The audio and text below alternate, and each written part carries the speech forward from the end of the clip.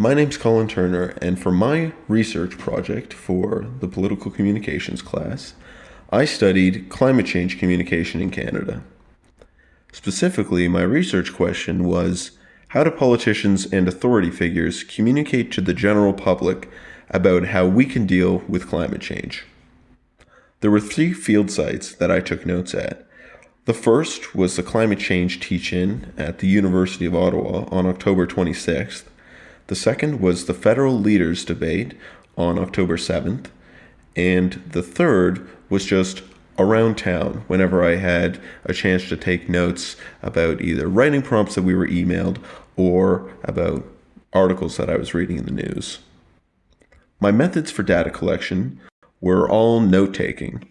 Usually I was taking notes for the writing prompts at the time when I saw the writing prompts, but for some of my notes, I ended up taking them after the debate, for instance, since we couldn't take notes during the debate. The way I analyzed my research was by coding. I coded for emotions, calls to actions, and political or bipartisan speech. Often these included jabs at other political parties. My main findings were that oftentimes the speech was very vague and simplified.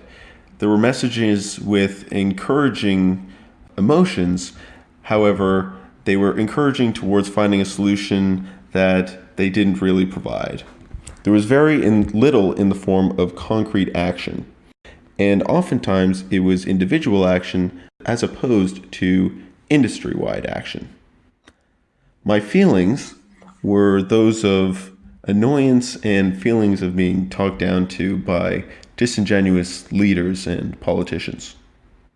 Now, the implications for my study, or why this is important, is because knowing how to effectively communicate on a topic such as climate change to a group of young people that are already on your side of the politicians, in this case, and who already believe in the cause of climate change, can help advance the climate change agenda and help politicians with their careers as well.